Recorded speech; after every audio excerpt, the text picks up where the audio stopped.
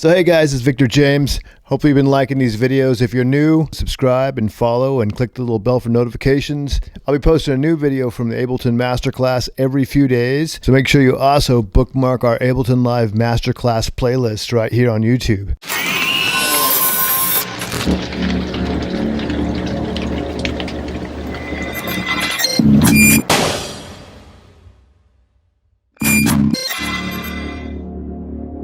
All right, guys, welcome back. This module, we're going over live sound mixing. So this is basically how to mix your live clips for playing live. So there's a couple ways of doing it. We're going to touch on all those, except for we're not going to go over to live view. We're going to save that for live view setup when we actually show you how to create a set in live view. So most of you right now are probably going to be playing your live shows in clip view. Just to show you different views. This is clip view, and you can either go over here and switch over here and do live view. Live view is basically it's set up like Pro Tools and that kind of stuff for like if you're recording. But there are some cool features to playing in live view when we get to that module itself. You can actually use video in live view.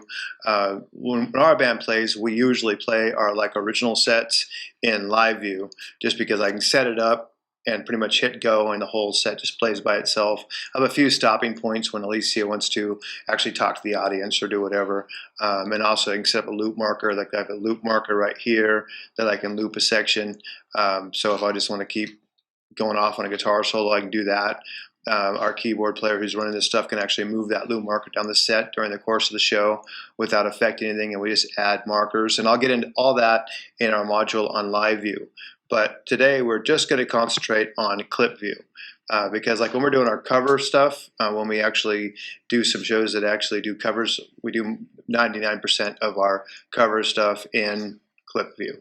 And this you can trigger off of pads or your controllers from your keyboards, and we'll show you how to do that in your the MIDI controller module. But today we're only concentrated on mixing, how to mix these clips for live. Okay, so the way we're mixing this right now, we're mixing this on the idea that you're going to be sending a stereo feed to the front of house, which means your sound engineer. Basically, you're sending out signal 1 and 2, which is right and left, to your front of house, and you'll have a sound card that at least has like 4 outs.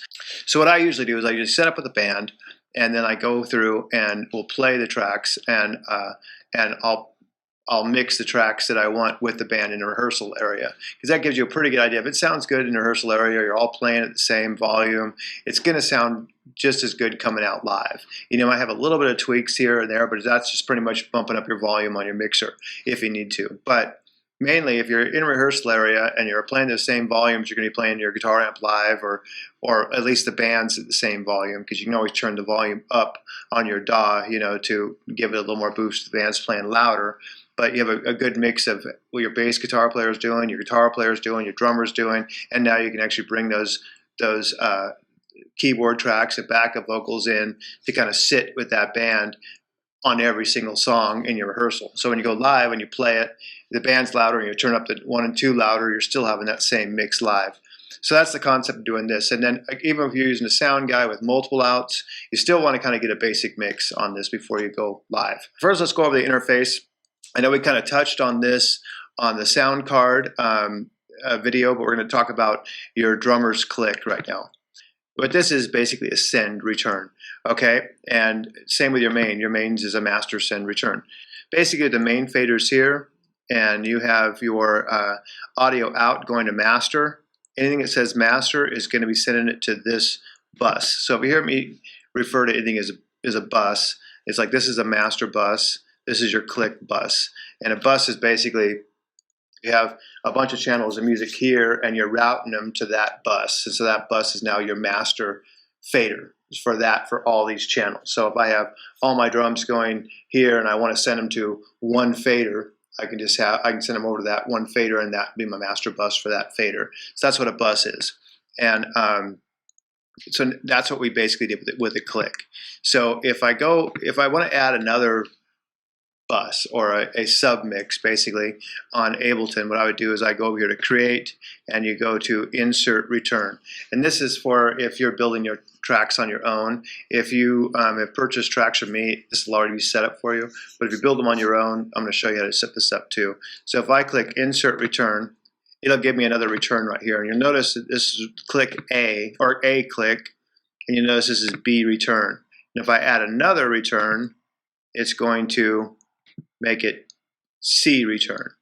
And the reason this says A click is because even if I change the name on this return, so if I go here and click rename, and I rename this HHH for whatever, it's going to still say BHHH because it's telling me this is your A return, this is B return, this is C return. So no matter what I name it, it's still going to be that name.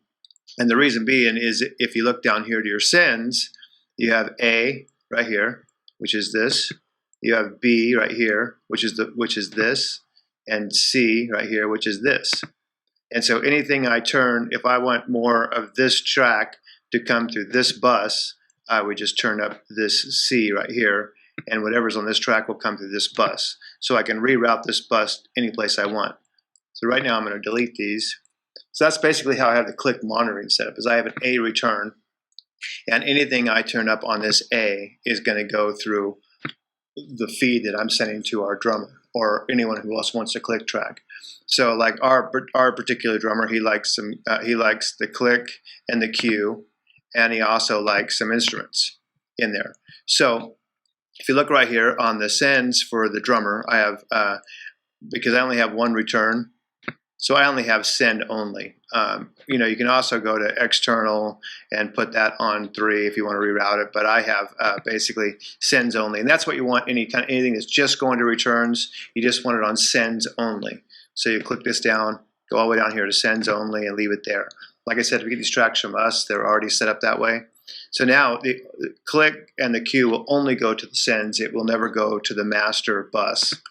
And in that, what we do is basically anything that our drummer wants in there. If he wants a little more of the actual real drums in there, then I can actually turn up the actual real drums. So even though they're not going to the front of the house, he can still hear them if he wants. And give him some percussion and that kind of stuff. So I'm going to play this right now, and the only thing that's on, I have my main speakers off, and the only thing you're going to hear is just the these little speakers right here, which are basically our drummer's headphones. So you're going to hear what his mix would be like. So I'm going to do Raise Your Glass from Pink. So you can see right here that the click is going, but if I want, I can turn that click down by A, turn the cue down, I can turn the guitar down.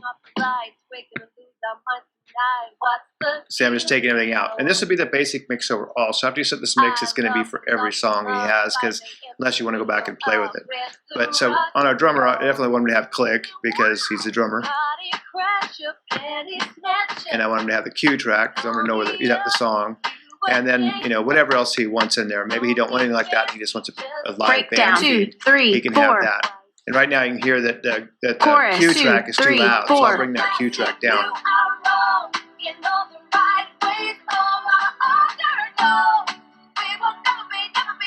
Here we go. Start back over again.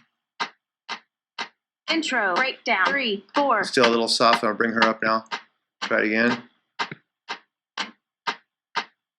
Intro, breakdown, 3, 4. So yeah, that's only coming out this bus right here. You can see this moving, but the mains aren't even on. So what I'm going to do right now is I'm going to mute 3, 4. the click. So now our drummer's muted. And I'm going to bring up the house mains. You can tell that none of the click or the count is coming through the house mains.